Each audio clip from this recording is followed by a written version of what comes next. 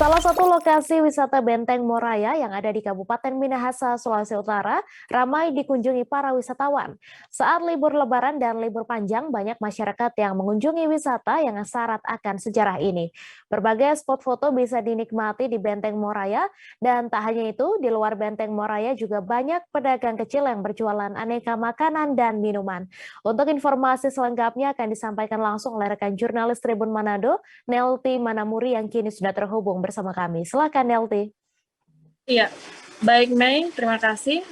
Dapat kami laporkan, Benteng Moraya menjadi wisata andalan di Kabupaten Minahasa dan Benteng Moraya ini tidak hanya dikenal oleh masyarakat Minahasa, namun masyarakat di luar Minahasa juga pun sudah mengetahui adanya tempat wisata Benteng Moraya.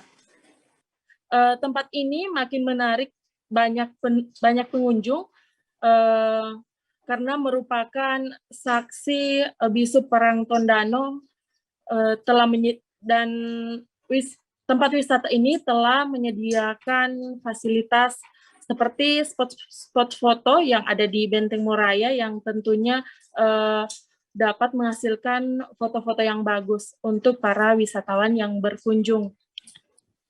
Dan untuk libur Lebaran Idul Fitri dan libur panjang kali ini, Benteng Moraya ramai dikunjungi oleh wisatawan, baik itu hanya sekedar menikmati jajanan yang ada di Benteng Moraya, ataupun berfoto dengan situs-situs sejarah yang ada di Benteng Moraya. Dan dapat kami laporkan juga, Mei, untuk bisa sampai ke Benteng Moraya itu membutuhkan waktu kurang lebih lebih dari 1 jam untuk dari kota Manado, Sulawesi Utara, dan untuk masuk ke Benteng Moraya sendiri itu tidak dipungut biaya, jadi masyarakat bisa sepuasnya untuk menikmati situs-situs sejarah yang ada di Benteng Moraya. Dan juga banyak masyarakat baik yang tinggal di Kabupaten Minahasa ataupun dari luar daerah datang untuk bersantai di Benteng Moraya saat libur Lebaran kali ini. Terbukti dari kendaraan baik roda 2 maupun roda 4 yang berjejeran di sepanjang Benteng Moraya.